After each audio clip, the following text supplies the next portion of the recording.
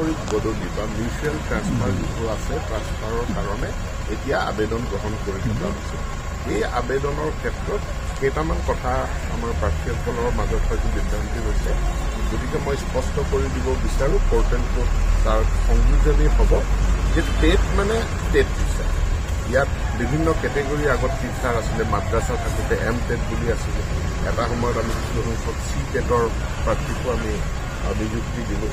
গতিকে এতিয়া সকলো টেট শিক্ষকক আমি এটা কেটেগৰী বুলিয়ে ধৰা হ'ব। টেট শিক্ষকে টেট শিক্ষকৰ বিপৰীতে তেওঁলোকে আবেদন কৰিব পাৰিব।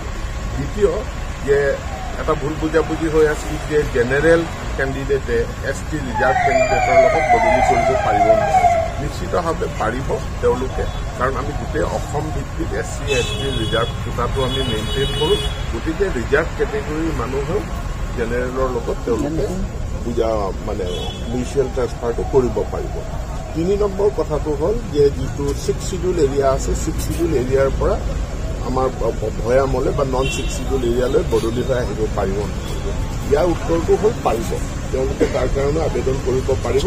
খালি তাত এটা এডিশ্যন থাকিব, সেই এডিশ্যনটো হ'ল যে যদি BTCৰ পৰা তেওঁ বদলীকৰণ বিচাৰে, BTC কৰ্তৃপক্ষৰ পৰা NOCখন আপলোড কৰিব লাগিব। 6 শিডিউল এৰিয়া কাৰ্বি আংলং বা ডিমা হাছাওৰ পৰা তেওঁলোকে এখন NOC ল'ব আৰু NOCখন আপলোড কৰিলে তেওঁলোকক এই মিউচুৱেল ট্ৰান্সফাৰত আবেদন কৰিব পাৰিব।